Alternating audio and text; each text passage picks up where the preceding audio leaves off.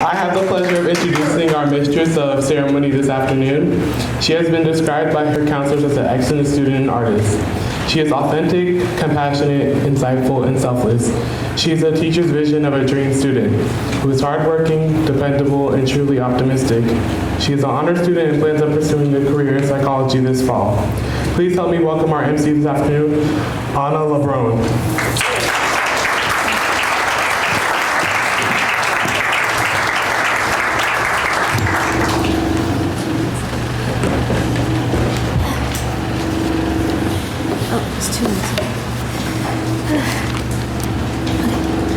Good afternoon, and welcome to the 32nd Annual Black Parents Association Baccalaureate Ceremony. I am Anna LeBron, graduating senior at Hillsdale High School. Today,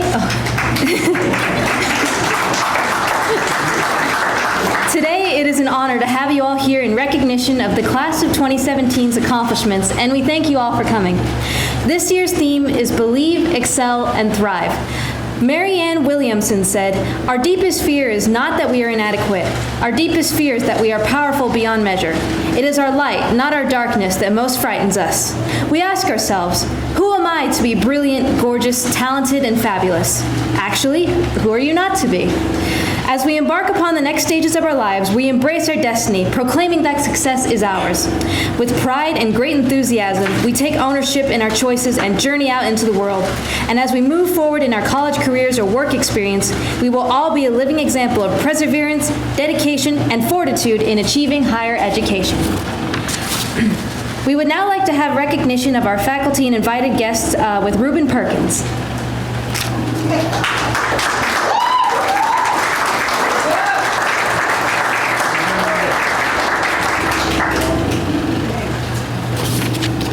Good afternoon, everybody. Good afternoon. Oh, y'all, this is a ceremony. Good afternoon, everybody. I'm Reuben Perkins, graduating senior from Cappuccino High School. At this time, we would like to ask that all the school members, current and retired administrators, faculty members of the San Mateo Union High School District and the San Mateo Foster City Elementary School District please stand.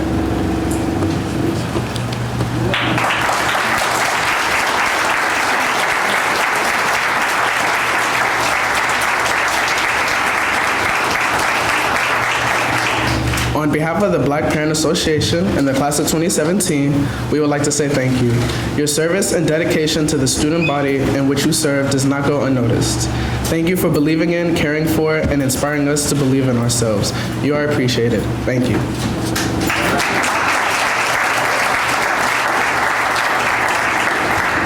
It is now time to get our program underway with our first speaker, Kevin Skelly, Superintendent of San Mateo Union High School District.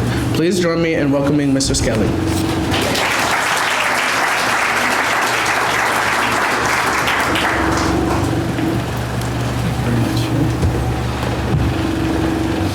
Okay.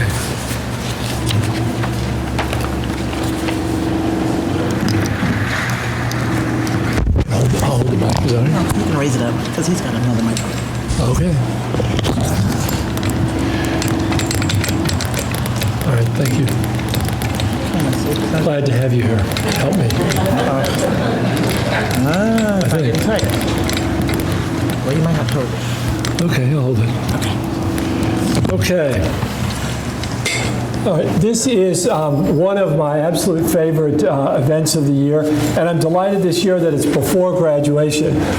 Just getting you guys in the mood here and the spirit of graduation. It's how many more days till graduation? Maybe 2 weeks?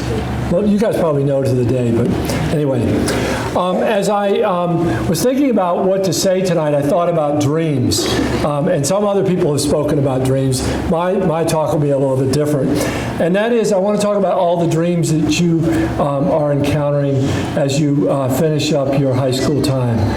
The first is the American dream, right? The dream that you will graduate from high school, continue your education, and perhaps be better educated than your parents, and that you'll go on to a life that is every parent's dream, which is that you work hard and that you're successful. And we live in a time where the American dream is under attack, but we believe that you guys can do and will do and achieve that dream.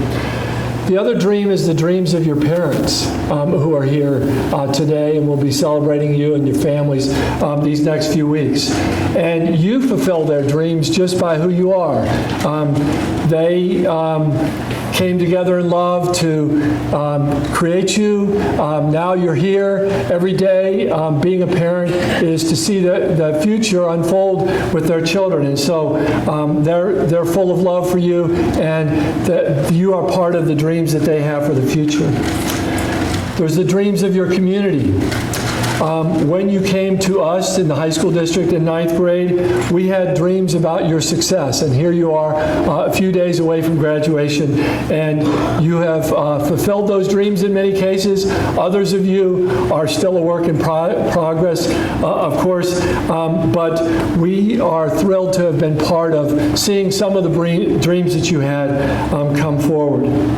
And then your own dreams, right? You're finishing high school, and you have thoughts about what you'll do with your life. And so those are something that you'll be thinking about a lot, and you're already being asked questions all the time as you go through your senior year. What are you going to do next year? It's captured up. Some of it's captured up here, but much of it is in your heart, and as you think about those. And you may not even know what yet you're going to do, but those dreams will unfold for you.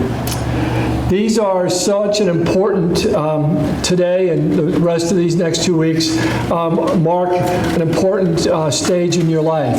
I once heard somebody really smart say that if you want to know about somebody, ask them about their childhood, ask them about their high school years, and you'll get a window into who that person is.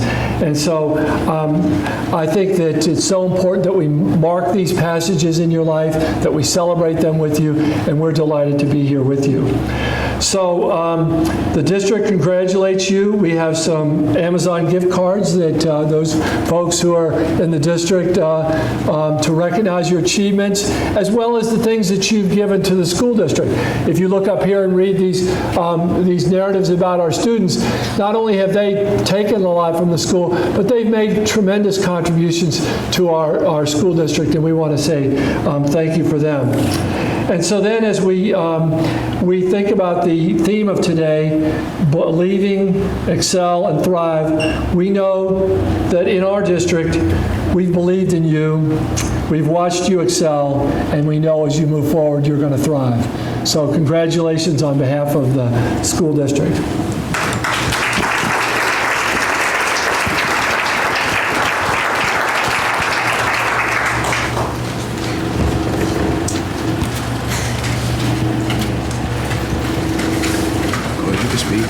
I'm just trying to tighten it. We talk. Thank you, Mr. Skelly. Next up, we have our high school reflections with Mr. Colin Smith.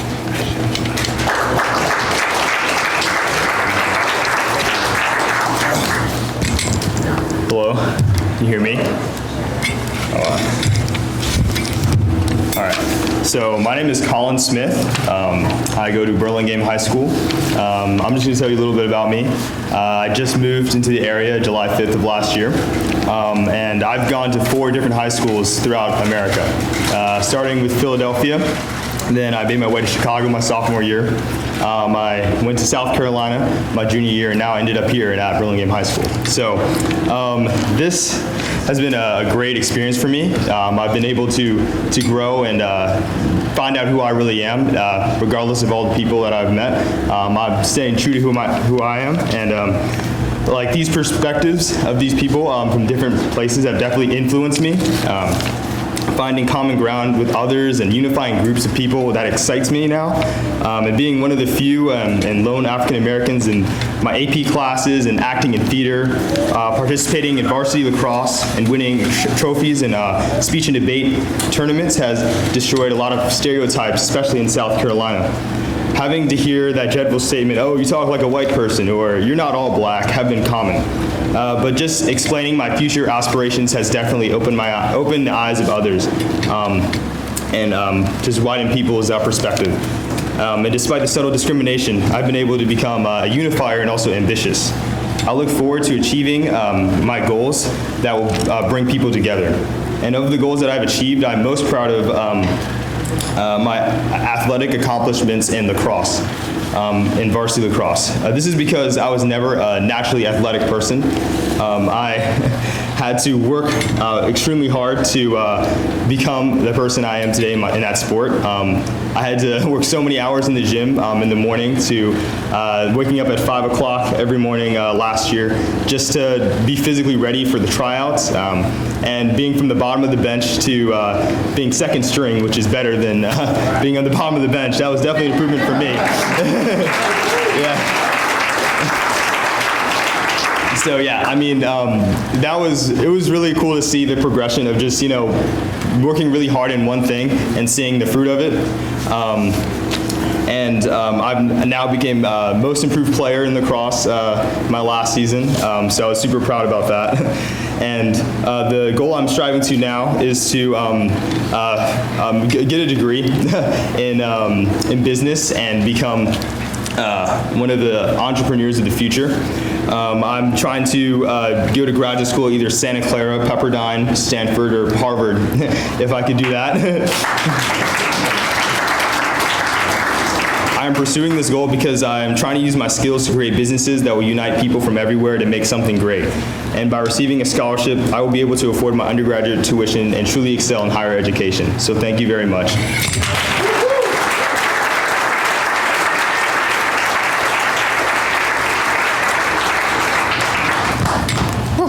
Mike shrunk this time. Okay, let's try. We're gonna switch up and use them first. Check. No, this one isn't. Check.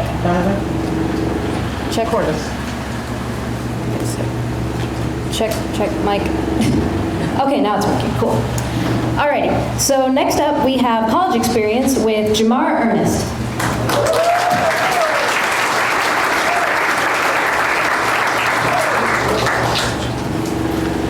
Thank you. I appreciate it. Is it this mic? Yes. All right. Cool. How y'all doing, graduates? Congratulations. Very proud. I'm going to first start off by introducing myself. My name is Jamar Ernest. I am from San Mateo, California. I was blessed and fortunate to go to the best high school in San Mateo High School.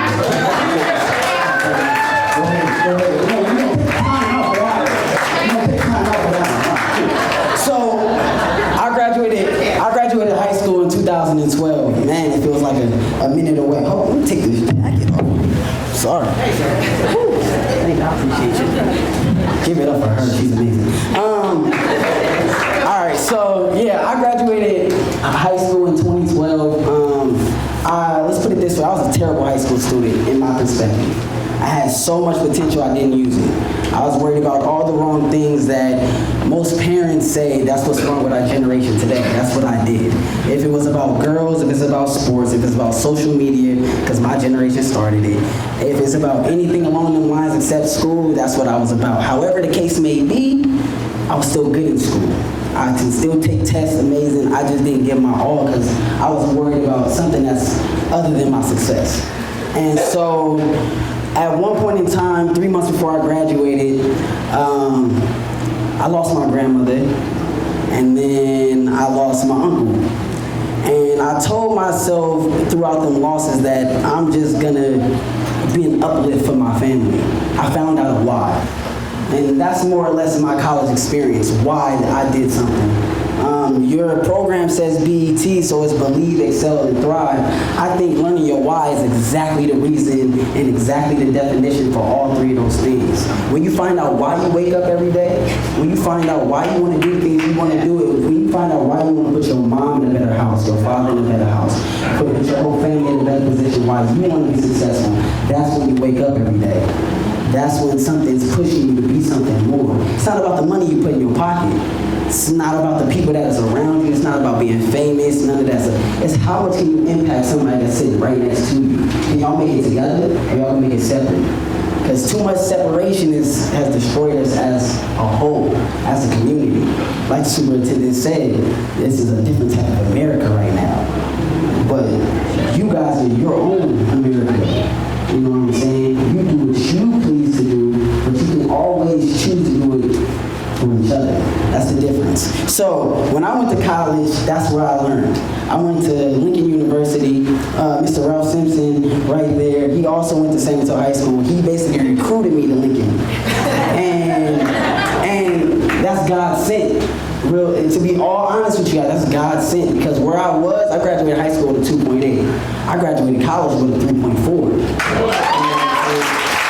And it's not because I'm not the most talented, I'm not the smartest kid, I'm not any of those things, but I have a purpose. And I'm not about to let nobody, whether what they look like, how they talk, how they act, what they've done in their life, gonna restrain me from doing what I want to do and how I want to do it. My parents can't force me to do something I want to do. The people in the society can't force me to do what I want to do. It's up to me. So what I decided to do, I decided to major in mass communications and minor in black studies. And so when I decided to do that, I've done a lot of things. I got to be on radio shows, television shows. I ran a $5 million multimedia center. I interned for KMEL after my freshman year. I came back home. I was a director for a great basketball camp. I went back to school. I pledged the greatest fraternity in the world, Alpha Phi Alpha Fraternity Incorporated. I was the president of my chapter for the office. I had honors. I did everything that I wanted to do. I went to the inauguration, see Obama do his thing for the last time. My experience from where I was to where I got to was because I had a purpose. It's very simple. It's just the most difficult part is when you guys decide to do it. You see how I'm not even talking to them because it's not about them. They just here to support y'all. So now I can just come over here. They said that's my podium. I don't want that podium because I'm here for y'all. That's the reason why I came today. You feel me? So basically what I got to tell y'all is my college experience led me to a couple of things. It led me to some heartache, it led me to some understanding, and it led me to success. You have to be willing to go through struggle to see the beauty and the blessings. Nothing's gonna get handed to you. This is not like getting to you. You graduated high school. It's not getting to you. Y'all earned this. It might have been hard. Y'all might not have done your best. The standards might not be, oh my God, high. There might be somebody get better than you, but at the end of the day, y'all getting the same certificate. Ain't that crazy? Somebody get a 4.5 compared to somebody get a 2.0, get the same certificate, but they both can have the opportunity to change their life. You know what I'm saying? So that was the time when I graduated high school, she's still in college. You don't knock to her at all. You don't knock to her at all. But if somebody was to ask me, was he going to make it to college? They told me I wasn't going to get out in 6 years. I did it before. You know what I'm saying? I don't need applause for what I did because I already applauded myself. You know what I'm saying? I told myself before I did it, I was going to do it. You're going to do it. Believe in yourself. Belief is a beautiful thing because it can expand from so many different levels, right? You can believe in so many different things, but if you bring them all together, it can make something beautiful. It makes something worth living and make somebody else look at you a different way. You're not living to be successful for yourself no more. Excel. When you live to excel, you live for other people at that point. It's not about you no more. Somebody's looking at you. You got a little brother, little sister. Shoot, you got your parents. You know what I'm saying? I was in college. My mom went back to college. You know what I'm saying? My brother wasn't great in college. He graduated, maybe he wanted to go. Somebody's always looking at you. But how you push yourself and how you manage yourself and how much you believe in yourself is the estimate of you. That's what you're going to be judged on. Not the grades you had. Nobody's going to remember that. Not how many baskets you scored. Nobody's going to remember that. Not how many girls you talk to or guys you talk to. Nobody's going to remember that. Anything everybody's going to remember is how much you impacted their life. I told myself I was going to change my life so my parents can see something beautiful in theirs. So when I graduated college, I decided to open my own business. So I opened a training camp for youth, just because it's something that I love to do. And I was less than fortunate to work for Apple Incorporated as a communications representative. So then I got to do that for 6 months. And then just recently I got hired at Google to be a product specialist.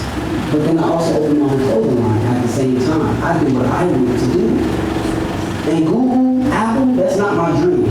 I'm going to take them down with that. I'm gonna take their money, I'm gonna put it down, but it's up to me. And that's real. Listen, when I worked at Apple, I told my dad, that's Steve Jobs' dream. That Apple with a bite, that's his dream. I can work there, but I'm not working for his dream, I'm working for mine. So I'll take the money he made from his dream and invest it in my dream to change other people's lives. That's what I do. That's my pleasure. That's my success. I don't need a fortune. I don't need money. I don't need big cars. I don't need none of that stuff. But if I can sit here and talk to you guys, and then you guys walk out this building a little bit different than how you came, and y'all become a little bit more successful mentally rather than physically, I did my job. That's what I went to college for. That's what I paid for, to change somebody's life. So now you gotta figure out what you're doing next. These next 2 weeks. You know what I'm saying? You can chill. You know how the next 2 weeks in this high school about to go. Y'all can chill. Y'all chilling. So while y'all chilling, think about it a little bit. Sit down with your parents, talk to them a little bit. Figure out what you really want to do. Sometimes it's not about going to college. Sometimes it's not about doing all these amazing, extravagant things. It's about doing what's necessary for you to be successful, how you need to be successful. There's a path for all of you guys. My path is a little bit different. That's why when they say college experience, my college experience don't matter. Y'all's. Y'all gonna have a whole different experience, but the mentality stays the same. If you want it, you have to want to work for it, you got effort for it, then you can do it. It's in your hand. It's right there. Like, lift your hand up. Hold it. Come on, man. Lift your hand up. What's gonna end up happening is, it's just gonna be more on your plate. And your arm gonna get weak. Your arm is gonna dangle. God bless you with two. So you push yourself to go a little bit higher, because what's stronger in this hand is stronger than the struggles that's in this hand. So you keep pushing yourself higher till you can raise your hand. And if you need to, you can ball your fist. And you can tell somebody, I can do all things. Because it's up to y'all. I know y'all dealt with things before. I know y'all been through something before. Take that with you. Love your struggle. Every time I went through something, when my brother had cancer while I was in school, that's the semester I had 3.9. Because I take my struggles with me. I embrace them. I love it. If God giving me a struggle, I know He giving me a blessing. When He just handed me things, I know there's an issue. I don't want it that way. It's too easy. Struggle a little bit. But in all, what I want to say to y'all is, congratulations. But the test of the year, it's only just begun. High school graduation is that one graduation where it makes you happy and nervous at the same time. What's next? So take this time out and listen to these speakers and understand, like, the next step is real. No matter if you go to college, no matter if you don't. The next step is real. It's up to you on how far you want to make it. God bless.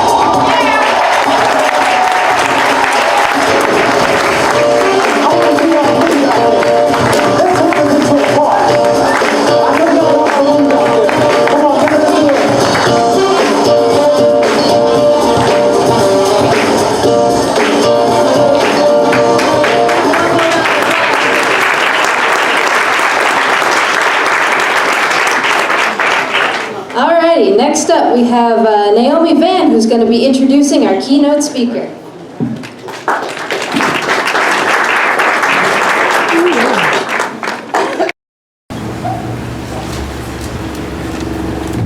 Greetings, everybody.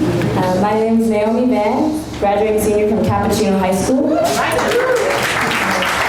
Today we have the pleasure of having Alexandra Noel Butler, affectionately known as Lexi B, as our keynote speaker this afternoon. Lexi wears many hats, including entrepreneur, speaker, editor, and writer. Raised in St. Louis, Missouri, and living in the Silicon Valley, she graduated from Stanford University in 2011 with majors in communication and Spanish. Lexi B founded Grown Up Truth to discuss the professional and personal experiences of millennials. With statistics that include more than 10,000 subscribers and more than 12,000 monthly hits, Grown Up Truth has become a destination for candid conversations and opinions about navigating adulthood. Lexi's writing audience spans multiple platforms such as Lovely, 4 Women, 2 Women, and Rebel Magazine. In March 2016, Lexi B joined Airbnb as a project manager, working on cross-functional initiatives in finance, compliance, and legal. When she is not project managing in SF, she spends her time speaking at panels, leading workshops, and participating in keynote speaking engagements about a variety of topics, including diversity in tech, Blackness in America, career growth, and development. For more information on her journey, visit her website at naturallylexi.com. And at this time, please help me welcome Lexi B.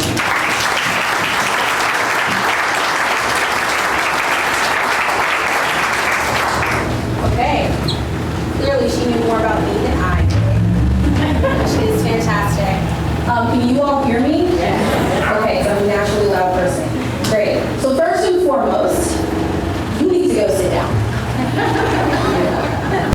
I say that with love, but we gonna preach today. When I was little, so I grew up in St. Louis at a Black Baptist church, and the preacher would always get upset with me because I'd be in the back playing. And he would always say, Lexi, if you want to be a preacher, you need to go to seminary school. And I was like, that's not for me. So I called him this morning, and I was like, I'm about to be in the pulpit, look at God. And I didn't go to seminary school. So first and foremost, we have some rules for this conversation. My mom is a Montessori teacher, and every class that she has educated for the past 30 years, the first day of school, she tells the students, there's a saying in South Africa in Swahili, and it says, Ago ame, it's a call to response. And throughout this talk, I will use it. So when I say ago, which means are you listening, then you will say ame, which means I am listening. So we're going to try it right now, okay? Ago. Ame. Y'all are great. Just great listeners, because sometimes I have to do it multiple times. This is awesome. Okay.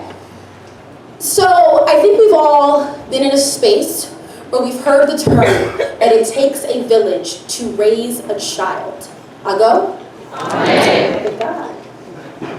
So this morning I did some research, because when I was growing up, they'd say, oh, it's an African proverb, which is very problematic because Africa is a continent and not a country. So I actually wanted to get the right country where this proverb came from, possibly the right tribe where this proverb came from. Maybe in a 30-minute Google search, maybe learn a new language and speak it from its actual native tongue. Well, psych, sorry, can't do that because it turns out no one knows where it's from.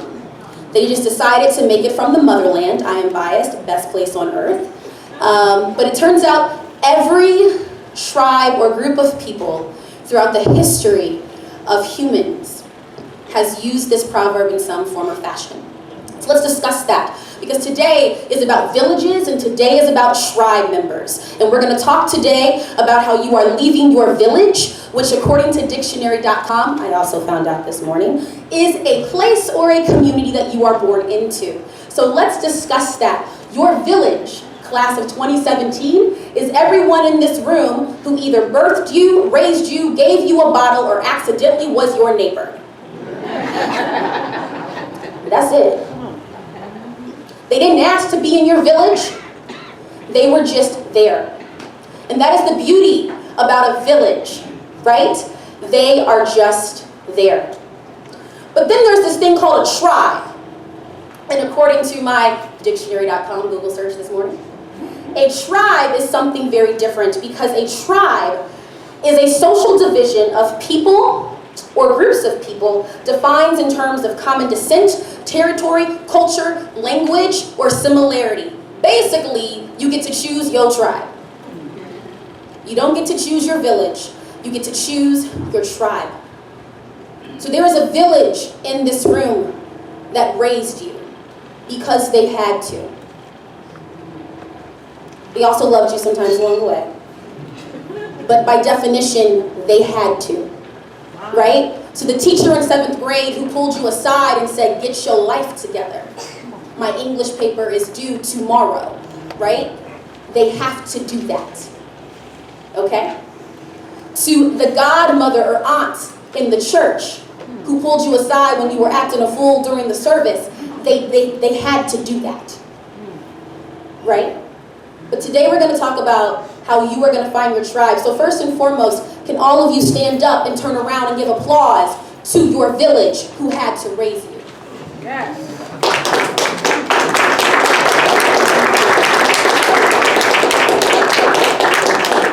Thank you. So a little bit more about my village. So growing up in St. Louis, Missouri, I was the only black kid in a white suburb. I still am the only black kid in the same white suburb, minus my little brother who's 8 years younger. And it was honestly the village that my parents put me in, drove me to, shuffled me in, that made me who I am today. So my dad's godparents, for example, who literally took the role as my grandparents when my grandparents died. Or Mrs. Katzenberger, who is my 6th and 7th grade English teacher, who was the first and only black educator that I ever experienced until I went to college. And in those English classes, she never said anything about blackness, but to see myself standing there with these beautiful long sister locks, and I don't take no ish attitude, was probably the most influential and inspiring thing in my life. And I did not go into education. And then I have a little brother, for example, who taught me so much patience. I'm sure there are elder siblings sitting right here who understand that concept. And I want to tell you this, as you embark in college, my grandmother used to always tell me that when my brother was born, I was 8 years old, that's a huge transition, right? For 8 years, I could do whatever I wanted to do. For 8 years, I was the center of attention. And then here this little light-skinned kid comes, and it changes everything. So my grandmother took me aside about 3 days after he came when I told her I want to take it back. And she looked at me and she said, this is a test. Because you having a sibling is the first time in your life that you will have to experiment on love. You will have to experiment on voluntary love. Right? Because my parents didn't ask me if I wanted him. They just told me that he was coming. It wasn't a conversation against all three of us. I don't know about y'all, I don't know how your parents raised you, but for me it wasn't a convert. It was like, oh, we're having a baby. And I was like, this sucks, right? And now he's my best friend. But, so to you, your siblings, little keynote, they are your first experiment on how to love voluntarily and fully, and that is a very beautiful thing because you will need it as you get older. So then I went to college, and I went to this small school down the street called Stanford University, which was the most life-changing experience of my life, and I'm grateful for it every day. Not grateful for the student loans, it was expensive, but very, very grateful for the opportunity to be among people who thought like me and looked like me and talked about the same things and could discuss race and class and economics and this whole concept of like why Tupac and James Baldwin are actually the same thing. And I was like, yes, this is dope, right? This is where I am. But the issue with college that no one told me is that it was the first time in my life where I got to choose my tribe. So let's talk about that. You are about to embark on an amazing journey. And with that amazement comes real life. And the company you keep is probably the most important thing that you will ever choose in your life. I'll be very frank with you, the college experience, you kind of chose your acceptance. You kind of didn't. Right? You guys are all wonderful, but I'm going to take away your superhero power right now. There's something much greater and bigger in the world, which is why you're going to amazing schools that are on that world. this PowerPoint presentation that I read before I started. So they're pretty incredible. But when you go to college, you get to decide who's going to be your best friend, who's going to be your first love. You are going to decide how you're going to treat your teammate. You get to decide if you want to talk to that professor or not. And some of them you actually don't. Some of them you don't. Some of them you don't. Just go and get your grade and call it right? So you need to decide who's going to be in your tribe. So a tribe, you need someone that builds the tribe. You need a builder. Because remember, you lead the tribe, so you can't do any of these things by yourself.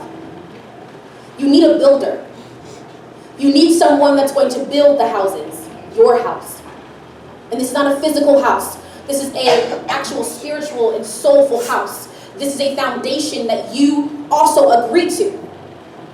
Not your parents agree, not the teachers at high school, but you agree to. It is your moral compass. And you need a builder that comes in and says, you messing up, homie. That is not the foundation that you told me you wanted me to build. And then you need the cook in the tribe. You need the one that's going to make the dishes and make the soup and make the curry when you are sick, when you are tired, when you are hungry, and most importantly, when you are happy.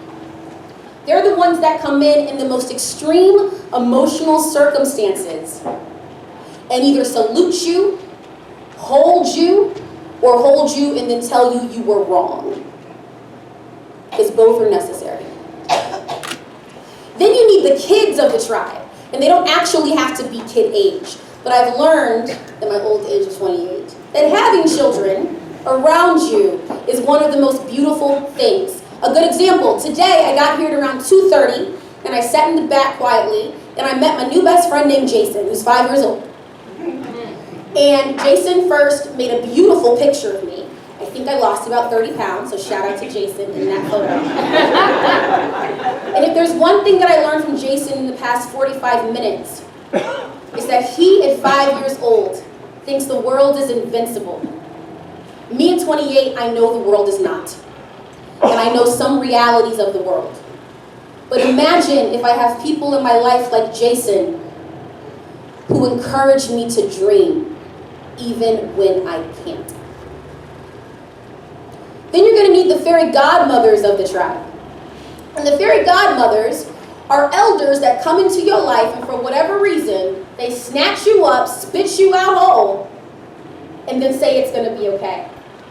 They don't necessarily change negative situations, but they allow you to vent. They sometimes give you advice how to deal with it, and then they make you get up off the floor and do it again. So at this time, I would like to give a special applause to my fairy godmother in this room, Beverly McKay.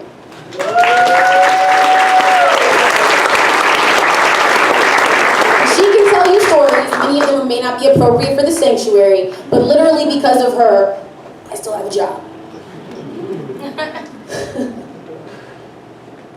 So the question is, who is going to be in your tribe? And who are you going to choose to put around you in this fight and in this journey to adulting and beyond? I've been officially adulting for 6 years. I have worked in the Silicon Valley for that whole time, working at large tech companies, bringing in $5-6 billion a year. And now working at much smaller tech companies, but as you may or may not know, are always in the New York Times for good and bad and the ugly. I started 2 businesses, which I'm very proud of, and I spend most of my free time buying shoes, traveling, and hiking with my dog, which is, I'm very happy about that. If it were not for my tribe, my parents who ground me, even though they're 2,000 miles away, I talk to them multiple times a day, my friends who keep me sane, just actually sane, my mentors who literally negotiate salaries for me. Every time I get a new salary, there's 2 people that I call, and I just send them the contract, and they bring it back, and they say, okay, we need to add 15 here, we need to subtract 2 here, you're going to add this to the stock package, it's great. I don't think, they think for me. I'm nothing without them. So, first and foremost, to the students, you are nothing without your tribe. Find them, keep them, cherish them, thank them. Thank them. Thank them. I go. Thank them. Because they don't have to be there. And that is the God's honest truth.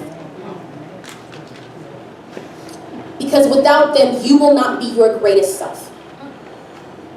If there is anything that I can personally do to support you and your tribe, please let me know. I'm happy to see what I can do for you.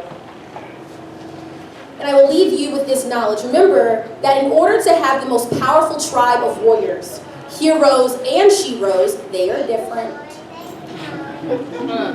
But they are different. I go. Amen. You need to be a quality warrior in others' tribes. So what you give the world, it gives you back.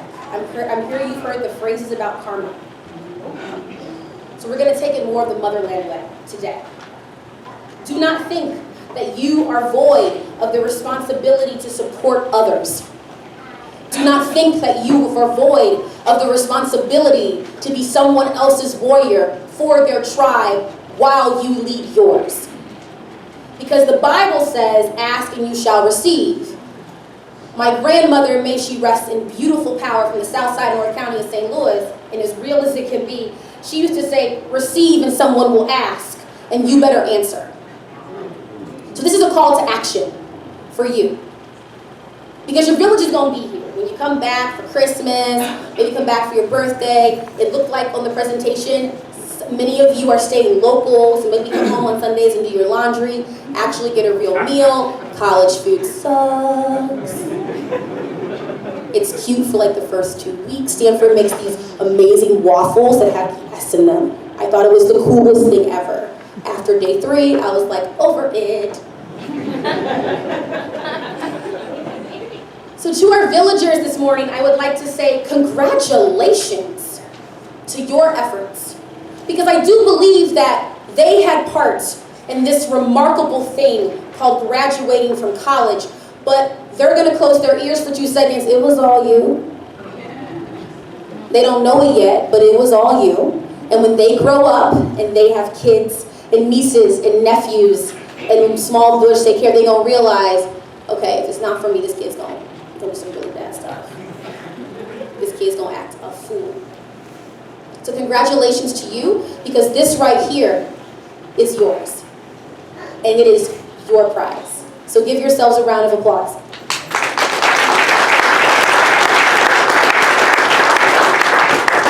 And then to the villagers, I go.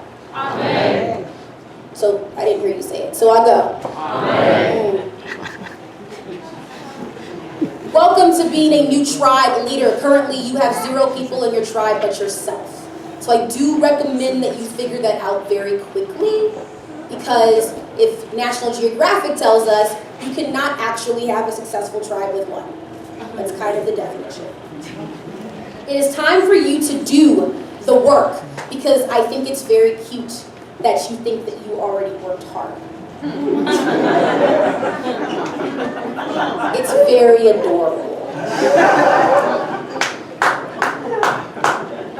So I'm here to say, I feel like Jamar, who did the college thing, was here to tell you how amazing you are and like 2 levels below Jesus. And then here I come and I'm like, that's cute.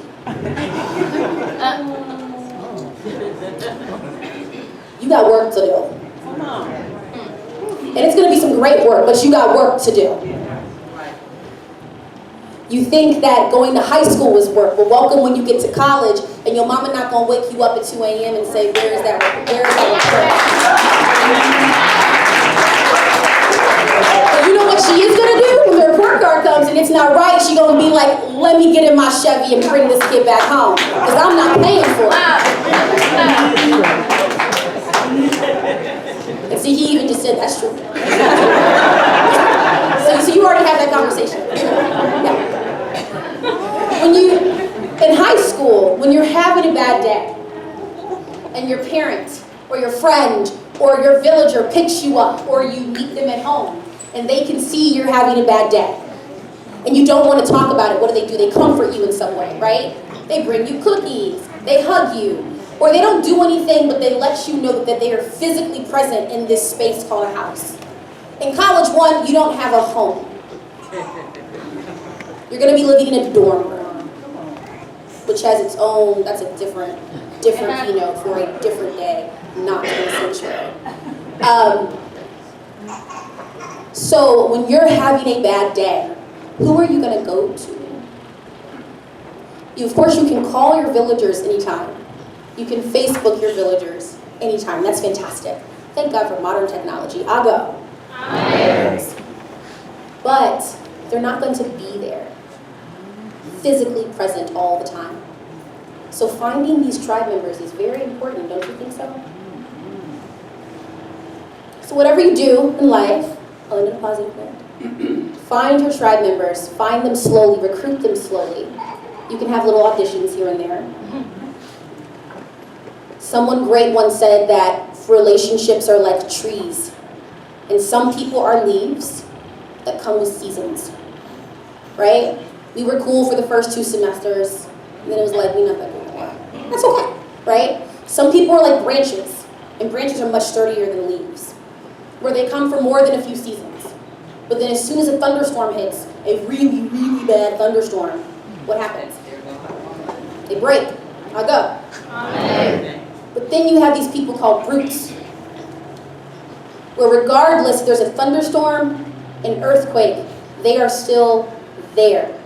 Did you know that 65% of tree populations, again I found this on Google this morning, I'm not that smart, 65% of tree populations, if there is a storm and the tree comes up and the roots are still attached to the tree, you can actually regrow it. So you need to be careful about these tribe members. So I tell you to find them quickly, but take auditions. Because you need to make sure that when they come into the tribe, they're not a leaf.